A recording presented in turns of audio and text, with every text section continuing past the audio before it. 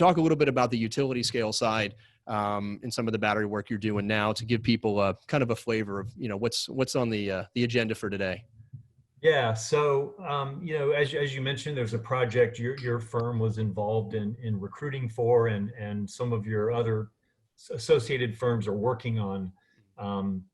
And it's a publicly announced project, publicly announced that Goldman Sachs bought the project, but 50 megawatt, 200 megawatt hour energy storage that's paired with 100 megawatt solar and in Southern California. And what's amazing is there are a ton of these type of projects that are active right now that are starting to go in. And when I think back even 3 or 4 years, a project over 10 megawatts would have been a huge project. Mm-hmm. Even it's not that long ago where a 1 megawatt project was a big energy storage project. Now, some of the big players, they won't even look at those projects because they're too small. Right. And so we're seeing this growth, certainly starting in places like Hawaii and California, New York, some of the areas where we see high penetration, but it's starting to spread. And again, 3-4 years ago, it would have been unheard of to talk about energy storage projects in certain parts of the U.S. And right. Now in every part of the U.S., we're starting to see some growth. Yeah. So it's different. Every region is very unique. California is more about the duck curve and this overabundance of solar that we have, and the need to shift that. Mm-hmm. In places like New York, it's more about the infrastructure and things they did over the years, developing non-wire alternatives to, as opposed to upgrading substations. They made decisions, utilities made decisions to put in energy storage to handle short-term issues, in the summer and late afternoon in August. Right. And so all of those markets develop differently, and they develop based on local needs. So it's very regional in a way, very geographically focused, but at the same time, it's growing everywhere. And we're seeing it across, not just across the US, but we're seeing it globally.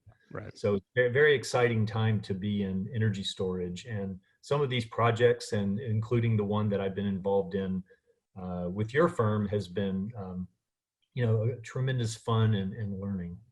Welcome to the Energenius Podcast with Joe Bachelor.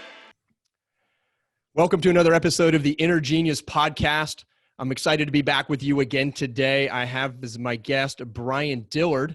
Brian is an independent energy consultant, electrical engineer, advanced degrees, math and science, and I've seen this guy in action. He is fantastic. And I'll tell you right now, at the beginning of the show, if you put him on your project, you're going to be happy you have him.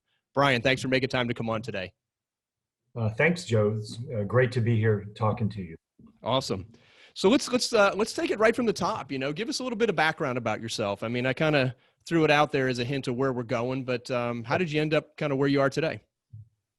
Yeah, I mean, long circuitous route, I would say, but I worked in a little bit in aerospace and in the automotive industry for a number of years. Started off in sort of the, I'd say, controls and algorithm space with, embedded systems in cars. Mm-hmm. Got involved in electronics. I spent a number of years in automotive electronics. I got into batteries first through the automotive electronics route, developing battery management systems. Okay. And in some of the early, got involved in some early hybrid and electric vehicle programs. Mm-hmm. At ZF, formerly TRW, we were developing a regenerative braking system for General Motors. So I was very intrigued by the idea of electric vehicles. And about 12 years ago, I started getting heavily involved in lithium-ion batteries. I worked on some early EV programs. And so I took on the role at Johnson Controls of heading up their battery management to learn a lot more about batteries and about energy storage. I did a couple of stints at some startups developing lithium-ion battery packs mainly for the automotive side. About 8 years ago, I started to get into energy storage for the grid. Okay. I spent some time at, again, large companies. I went back to Johnson Controls, was in the CTO role for their distributed energy storage business, which was a new business. Okay. And then did a stint at a flow battery company called Primus Power. For the last 2 years, I've been consulting, and it's really been in this area of batteries, still electric vehicle focused, a lot of different aspects of vehicles, and also energy storage for the grid, microgrids, large scale energy storage. I've worked across the US. I've worked in Canada, California, Texas, a lot of different energy storage markets. So, 10 years ago or 12 years ago when I started, there was a lot of promise, but it was very early. And I would say that we went through some lean years in these industries, but now the both industries, the electric vehicle industry and the energy storage, grid storage industry, they're both really taking off. Yeah. I like how you brought that up, Brian. I mean, you've been in the game a while now with batteries. And we'll talk a little bit about one of the projects that you're working on that my firm, Confio Group, was able to bring you to, which is, big energy storage project, utility scale. But I like the fact that, and I think this is good for all of us to remember. I mean, me, certainly me, maybe me most of all, is, you got to pay your dues. And, it's not always when you get into something, is it always hot and cranking and blowing 100 miles an hour. And so, you've had a chance to ride that roller coaster a little bit and see what it's like, as you mentioned, in the lean years, and then kind of seeing where you're at today in a kind of fortuitous state where you're able to realize success in batteries really on several different platforms, which is a phenomenal time for you. Yeah. I mean, the lesson, what I've learned a lot of things. One is that go after something that you're passionate about. And if you're passionate about, renewable energy and energy storage, or you're passionate about electrification of vehicles, right, go do it. It doesn't mean that your company will be successful, or you personally may not see success in the real short term. right. But if you enjoy it and you're passionate, stick to it. And, a lot of these technologies and these markets they're growing. This is where the future is. And so the future doesn't always happen in 1 to 5 years. Analysts I do a lot of consulting for, private equity and hedge funds and even VCs. And they always want to know, they want to compartmentalize. Is this a 1 to 5 year technology? Is it 6 to 10? Is it, 20? And it's very difficult. Where you're sitting today at any point in time, it's always very difficult to look in the future and predict how long it takes for something to happen and to grow. But what I've learned is that in general, it takes longer than we think. And if we think it's going to take 5 years, it's probably going to take 10. Yeah. That's not a bad thing. That's just the natural markets evolving and growing. But if you enjoy working in these areas, stick to it. I would say that today, if someone had asked me 5 or 7 years ago, right, should I enter, the battery industry or the energy storage industry, 5 or 7 years ago, I might have paused because that was sort of a lean time. 10, 12 years ago when I started, it was huge excitement, but very rough start. And in some ways, the markets weren't ready. Battery prices were too high, all kinds of issues. 5 or 7 years ago was kind of going through that valley of doubt, let's say. Right. And if someone had asked, I would have said, I don't know, maybe you should sit on the sidelines, sit this one out, or maybe look to another vertical, or just think twice before. But now I would say now is a great time. If you're early in your career, or you're in school, or you're thinking about the next move, it is a great time to get into renewable energy storage, to get into electric vehicles. All of these things are growing tremendously. So I'm glad you brought that up. You talked about the things take longer than you think they're going to take. That's so true in life. I mean, everything, it's like, I can knock that out in a week. And it's like, yeah, it's probably going to be a couple weeks, right? Whatever it is. But I like the fact that you brought up that, have a passion, have a true interest and excitement in what you're doing. because that's what's going to push you through the arid times, right? When it's dry, when it's lean, when it's a little painful, either it's you got a tough client or a tough project or whatever. That's what kind of gets you through to the other side. So I'm really glad that you mentioned it. And I'm excited to hear, what we're seeing for opportunity in the future, and I want you to obviously talk a little bit about the project that we've collaborated on. But when you get to that utility scale solar, right, we're seeing that as a demand response to shore up what is the wind and the solar today. So it has a perfect mix, in the power generation side of life. And I just think it's only going to get stronger. And you mentioned the batteries in the cars as well, electric vehicles. That's only going to continue to grow as well. But talk a little bit about the utility scale side and some of the battery work you're doing now to give people a kind of a flavor of, what's on the agenda for today.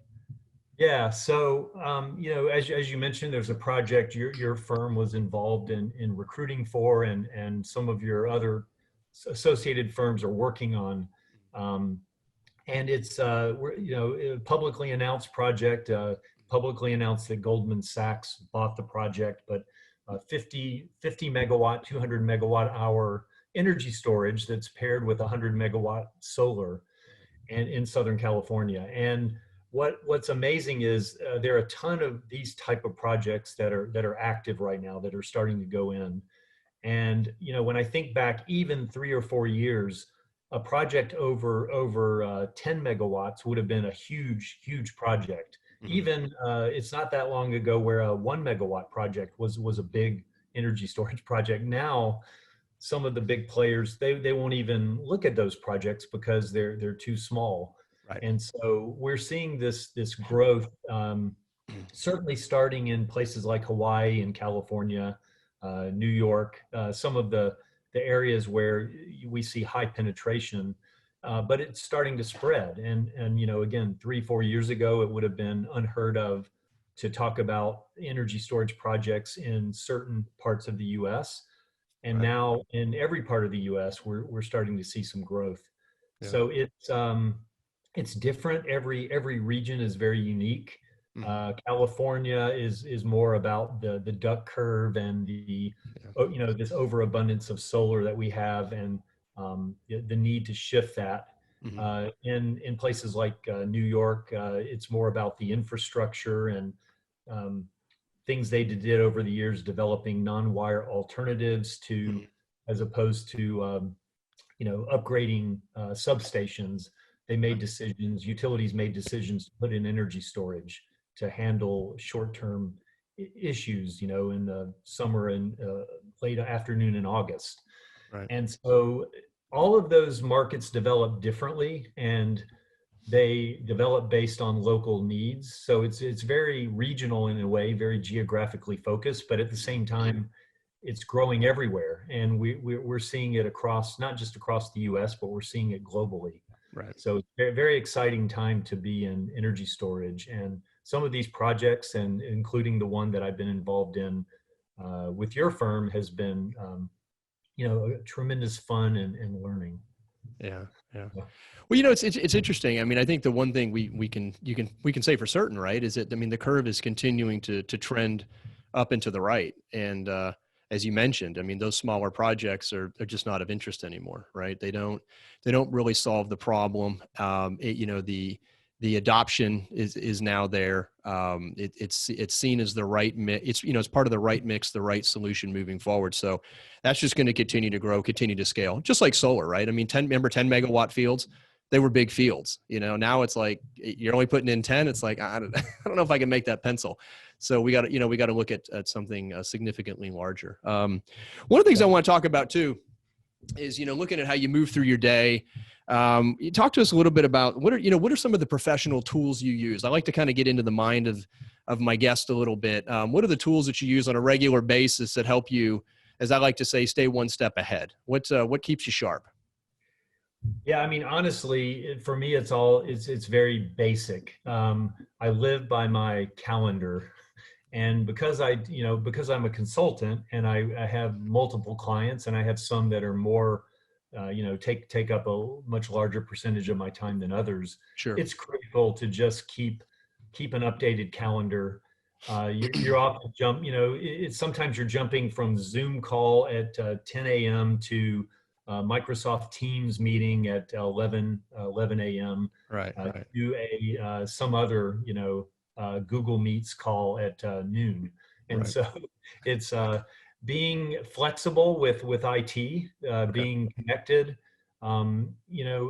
We're learning a lot as a society about how to work remotely by necessity. sure. And it's very challenging, but Hmm. it requires, it really requires us to be quick and nimble and flexible, but it also requires you to keep an up-to-date calendar and Yep. just, so it's used to be in the old days, it was, you have a notebook you write things down and you have a calendar there. Nowadays, it's got to be your phone needs to be synced with your laptop, with your desktop, and you need to remember which browser to switch to in order to get your particular meeting to work. So Okay. it's really just the basics, and I really just try to every day I try to think through what is the priority for today, and focus on not just focus on one thing. You don't have the luxury to focus on one thing. Sometimes when you're consulting, Yep. you have to focus on multiple, but I try to really think about what's important for that day, Yeah. and just one day at a time. And going through there's an analogy with your career and with the focusing and being flexible and dealing with one day at a time. There's a real analogy to what we're dealing with today. We're all dealing with coronavirus, which is, it's really important that every day we get up and we focus on what it takes to get through that day. We're all having to, not knowing what the future holds and not knowing what it's going to be like in 3 weeks or 3 months. It really is a one day at a time type focus. And that's kind of how, when you're a consultant, especially, you have to tackle your career on a daily basis. And I think that it's works well with what we're dealing with coronavirus. Yeah. I'm glad you brought that up, Brian, because it's interesting. I mean, a lot of people I meet, they talk about what's it like to be on your own, which you are, and I've started this firm, interest in other firms, as you know, but, kind of what's it like, what's that journey like? And, you do have to have the kind of the plan, and you got to look forward. Can't have your head down all the time. You're going to walk into the wall, so to speak. But, Yeah. but you do got to, it is kind of one day at a time, and there's always uncertainty there, and you've got to manage that uncertainty the best you can, right? We're always trying to mitigate the risk, but there's nothing bulletproof. I would even argue too, in big companies, I mean, there can sometimes be a false sense of security, because depending on how the markets move, that next layer may include you or may not include you, depending on who you are and what you do, Right. and what that impact is like. But no, I'm really glad that you brought that up. I mean, having that sense of flexibility, and that you kind of actually dovetailed into my next question, which is, walk us through what's it like in a day in your life. What's it like? I mean, from the time you get out of bed in the morning, everything from the first cup of coffee to any exercise. What's your day like? I know it's varied as a consultant. Some days you're on the phone a lot. Some days you're sitting down, you're thinking, you're writing, you're reviewing contracts. I've seen you do that on this end. Yeah. But what's your rhythm like? How does it work for Brian? Yeah, let's jump into that. After we tackle this, I want to come back to something you mentioned about the uncertainty that people are facing. Sure. Let's come back to that. But You bet. on a daily basis, I approach things, and it's always, you have to incrementalize to some degree. So I kind of look at things by the week. I start off Sunday night. Yeah. I sit down and I look at what's here in the week ahead, Yeah. and I sort of prioritize. And I mentioned before, the daily prioritization, but it starts with really looking a week out and saying what's going to happen this week, what's most critical, what's second most critical. Mm-hmm. And I really just try to stick to my guns on prioritizing activities and tasks and deliverables, and Okay. and that includes the personal things that are happening, because Sure. in today's work with what we're dealing with, oftentimes you're in a meeting and then you have to jump into a kid's school thing. Yep. At 3:30 for a half hour, and there are more of those because of school, what's happening with schools. Yep. And so it all mixes together in many ways, and because you're not at a work site or you're not necessarily traveling, work and home life often get intermixed, and Yep. that some people, sometimes it's frustrating and hard, but sometimes it can be a blessing. But I really have to think about it all as a whole on a given week, and just be very, very sort of ruthless in prioritizing my time over that week. And then the weekend's a time to sort of relax a little bit. I probably work more on weekends than I should, but certainly relax on a Sunday. I try to relax, and I think back and reflect, and then I look forward. So it's that weekly look back, and then really focus on what's next, and keep your head down. I'm glad, you hit on something before we get back to the uncertainty thing, because I know you want to get back to that. The reflection is so important. I think that especially when you're, kind of on your own, or you're kind of a smaller group, I think it's indispensable really to your growth and to your success, at least what I've seen, to look back and to be, I don't want to say critical, but be real. I mean, what did I get done this week? Where did I hit my targets? Where did I miss? Be honest and own it. Not every week's a home run. We want it to be, but that's not life typically. But really learning, from where it is you did well, where it is you didn't do well. I think sometimes it sounds rote, like look back over your week, but I know that the velocity with which I move and you move, it's fast. And so I think it's very easy to say, I'm too busy to look back. I'm too busy to take time out because, gosh, I got a lot going on next week. We got a lot of things to execute. So there's always that justification for continuing to push forward. But I think oftentimes it's at our own peril. And that's kind of something I would throw out too, to anybody looking to go on their own. You've got to have that sort of, I like the word ruthless commitment to stepping back and saying, okay, how did it go? Where do we need to pivot? Where do we need to tweak? And I think, I love the 80-20 principle because I believe it works, and I think, perfection is the enemy of good. So Right. you got to keep these things in balance. And I think it's hard for people that are hard charging, hard driving to accept anything less than excellence. But again, it's really got to be tempered with reality too. So I'm glad you brought that up. I think it's key, Yeah, people have the impression, I think, that a successful career is a series of successes, and that's not actually the way I look at it. What I look at it is That's true. a successful career is actually a series of, some minor successes and a lot of mistakes. Yeah. But it's actually what you learn from those mistakes. You mentioned the learning. Yeah. And how you apply that going forward. That's actually what makes a successful career. If you don't make mistakes, you're not going to learn. Yep. And you're not going to get better. So on occasion, you back into something good, or you accidentally, hit a home run, and you feel good about what you did. But Sure. oftentimes, the more meaningful things are you make a decision. It doesn't work out the way you plan. You take time to think why. And then the next time a similar situation comes up, you're more successful. And that is what a successful career is built on: being able to analyze and look back at what you did. And you do it in the broader sense. You look back over periods of years, and you're a stint at a company for 3 or 4 years. You look back in that way, but you also, on that weekly basis, you look back, as we said, because it helps you. It helps you learn, and it helps you be more successful for the next week or the next 3-year stint if you take on a new job. So that's really important.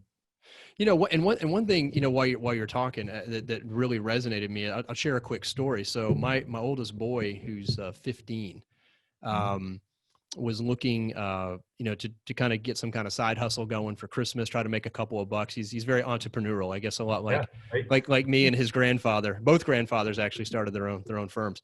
So he, but I love where you went, and I think that parallels with the story really well. So he when he was a little kid, he sold some wreaths for a school that he was going to, and he did really well. So in his mind, I think he thinks he's the world's greatest wreath seller at Christmas time.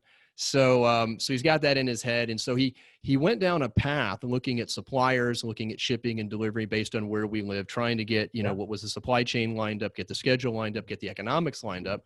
So I was really pleased to kind of sit down and work with him. It was his initiative, but it didn't work. He wasn't able to get, the metrics weren't going to pan out.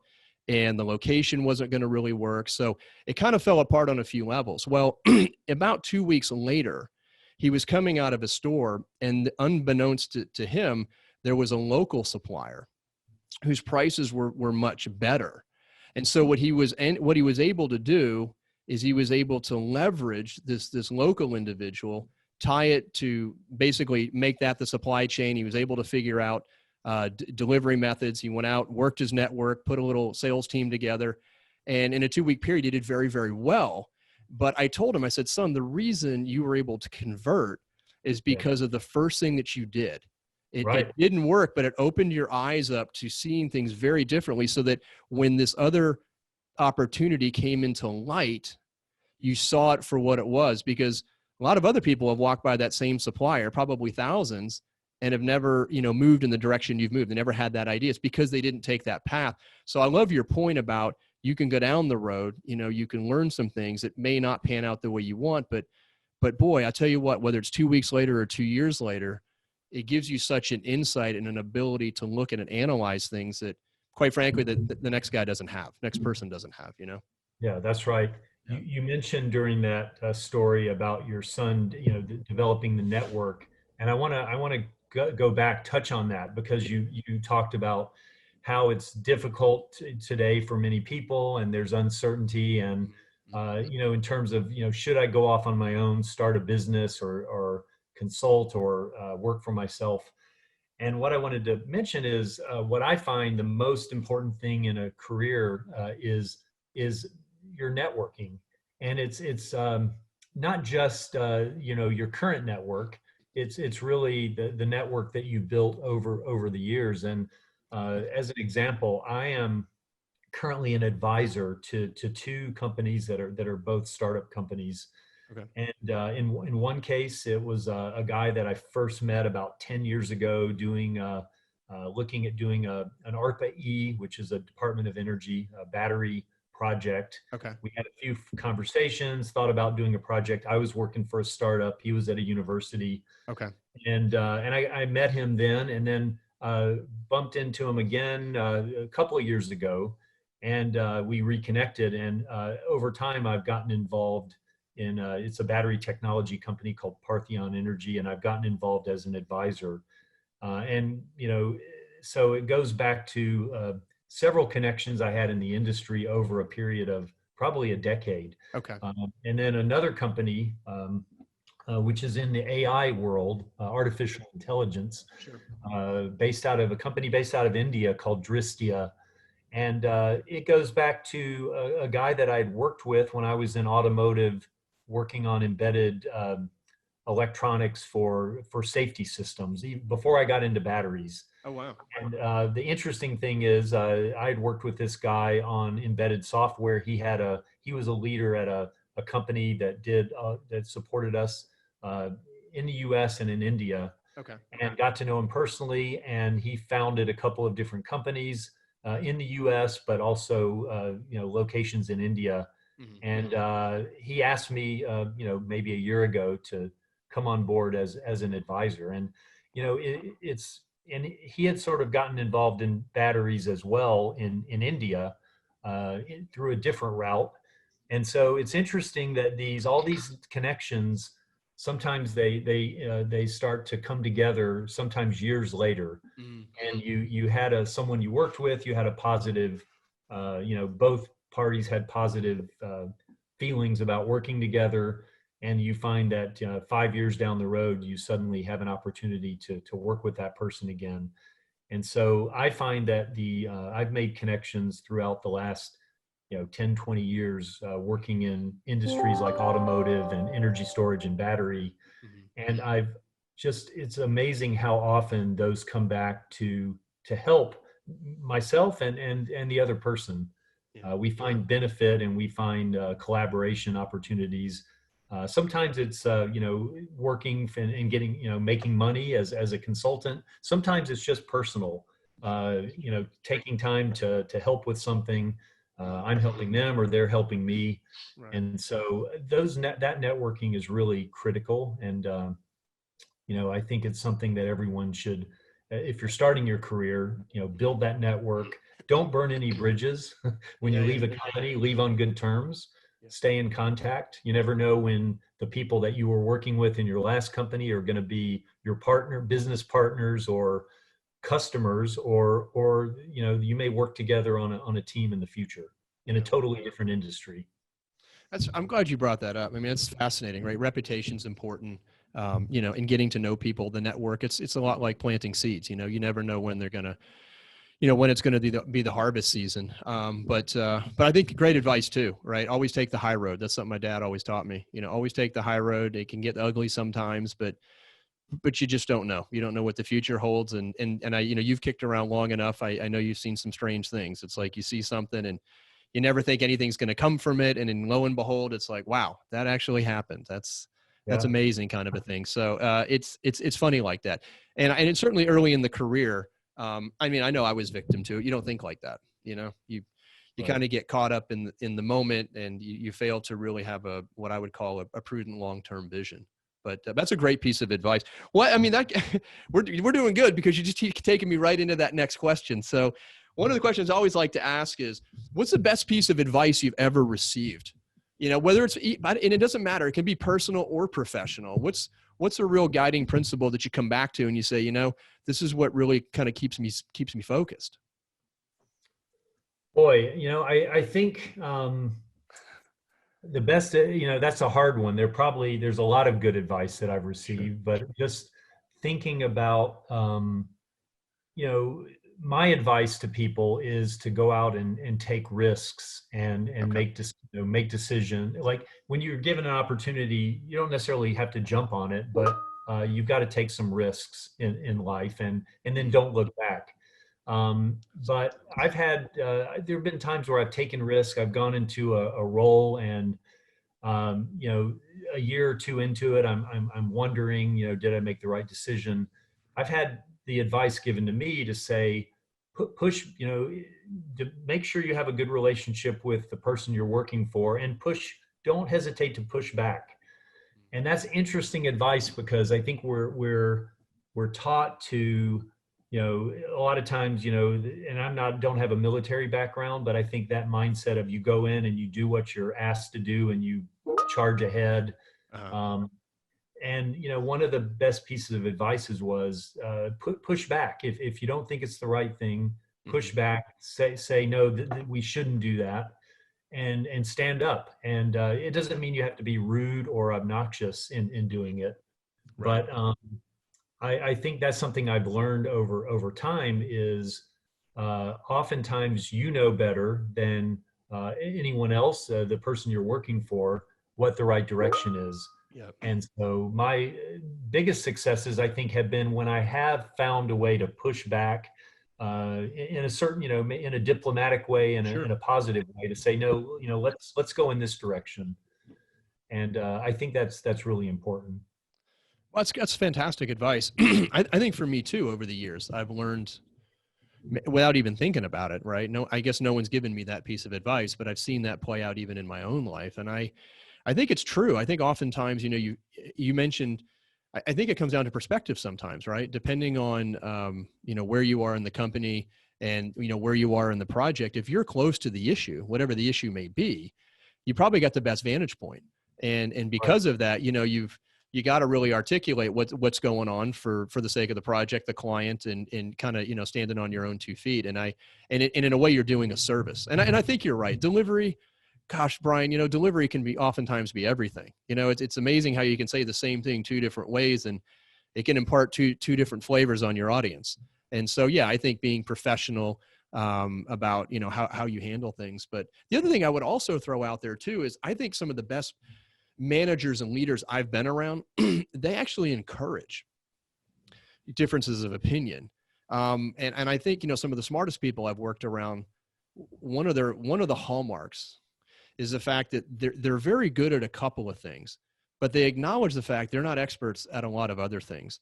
And they're comfortable listening to your viewpoint, listening to a different angle, and trying to glean what is that wisdom and insight that you can bring in that, quite frankly, they don't possess, right? There's a humility there as well to accept that, because it is better, and they know that it's better. So I think that one of the scariest things that can happen, and I know you've seen this, is you're in a room with like 8, 10 people and they all agree on everything all the time. It's like that for my company, that scares me. It's like someone's got to challenge me in this room, or because I know I don't have all the answers. So please don't, speak up. But that's great. That's great advice though. I love it. Yeah.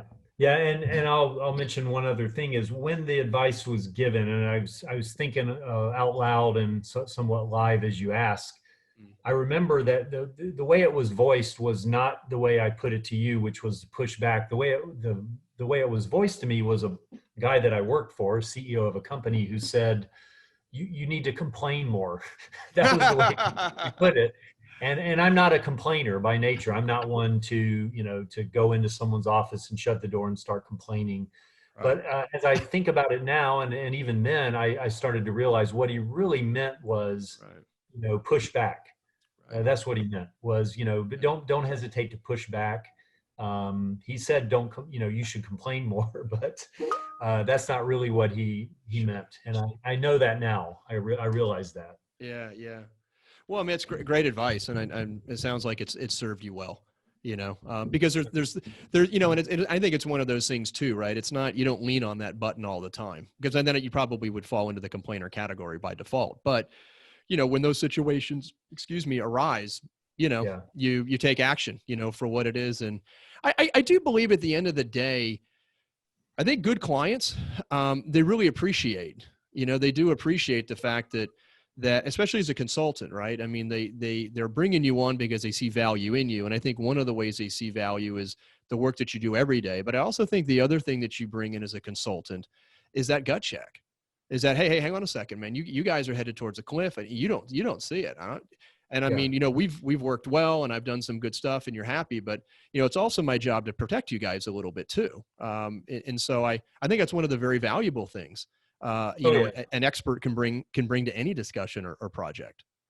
Yeah, I mean, in a way, and it's not that you should come in and there may be some would say there's a consulting technique where you need to throw some kind of wrench into things to be valued. That's not really the way to look at it. What it is you bring your experience to bear. Right. And if you're not bringing up potential issues with the current approach, then the truth is you're not leveraging your experience the way that they're paying you for. They're paying you to support the project because they expect you to come in and leverage your experience and bring it to bear, and to point out things that are being missed.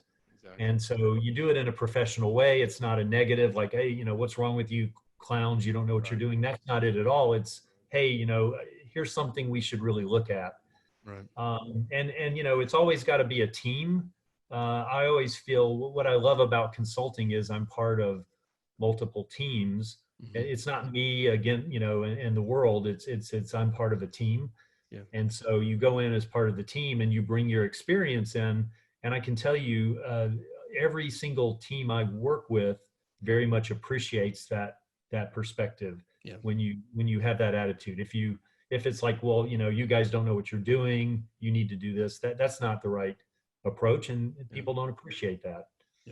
Yeah. No, that's true. And I mean, for those that are kind of getting into that space, they perhaps maybe haven't been around long enough to see it, but that's, I mean, what you just said is gold. I mean, there's a right way to do it and a wrong way to do it. And really, if you look at the consultants that have been around a long time and been very successful, it's because they do take that team approach. They're willing to lock arms with you, bleed the color, be a part of it, all for one for all. Those are the guys that stay in the game a long time. And quite frankly, those are the ones that are in demand. Those are the ones you keep calling back. It's like we fought a battle. We did pretty good. I got another battle on this hill. So please come. I need your help, So yeah, it comes back in spades. Well, I'll tell you what, we're about running out of time here. It's going fast. We touched on it earlier, Brian.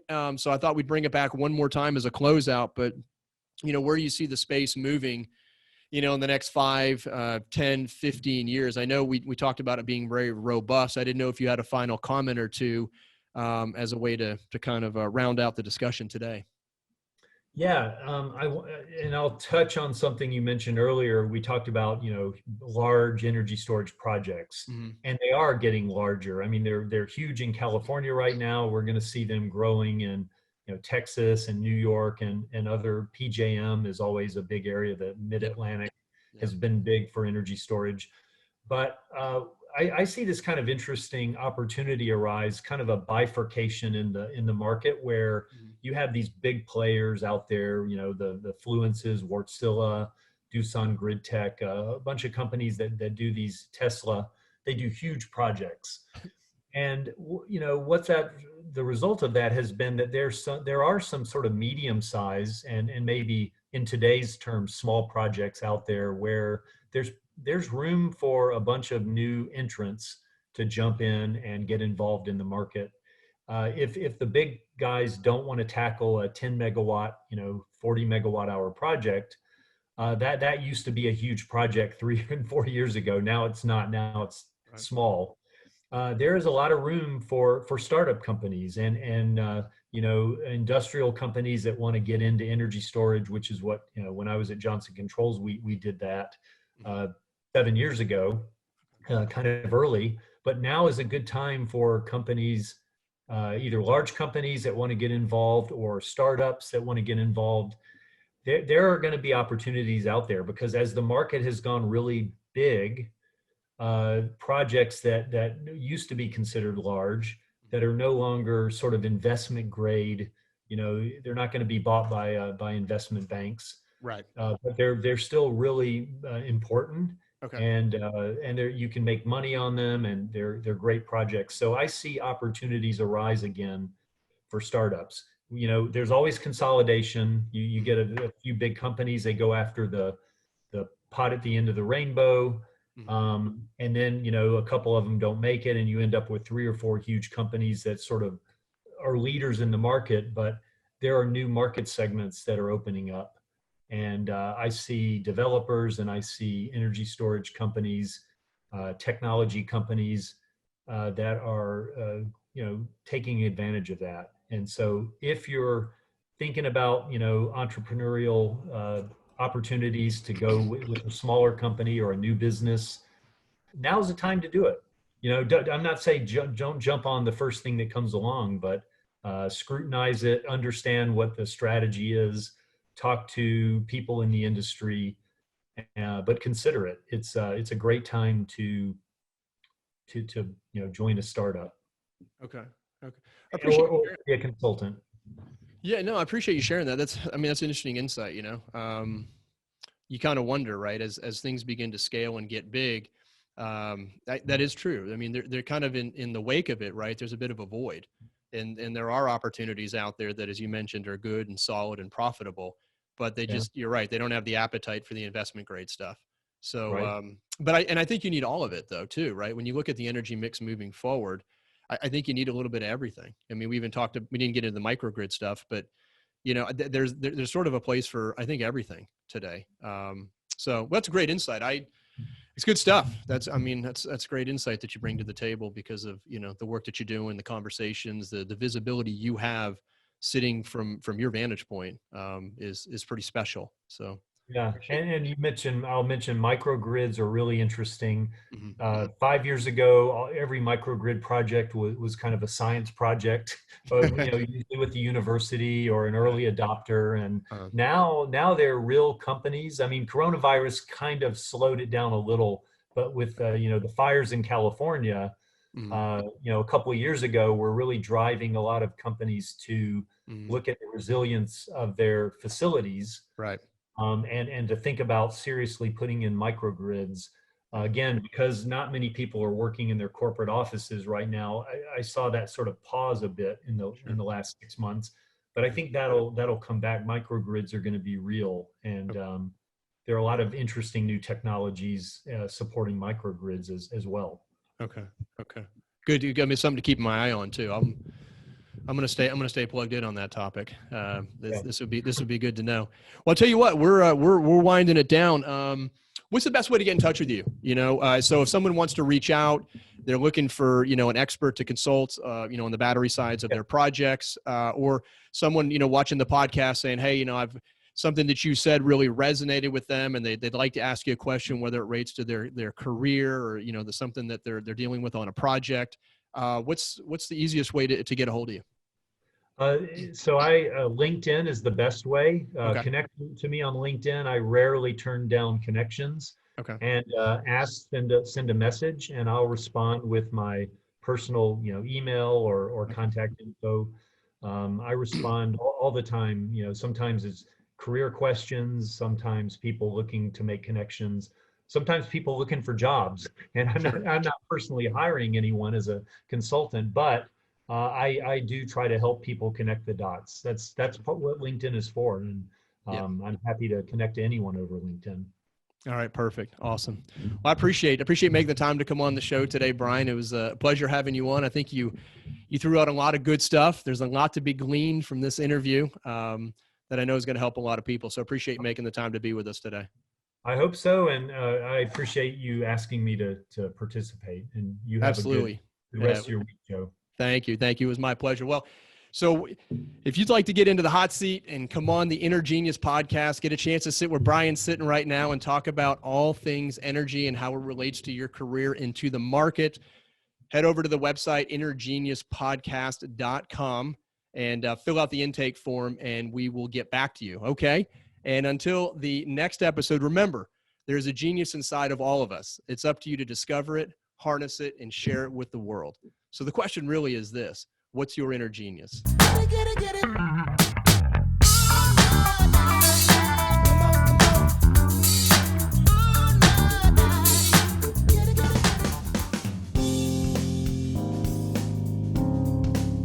This is the Padua Podcast Network.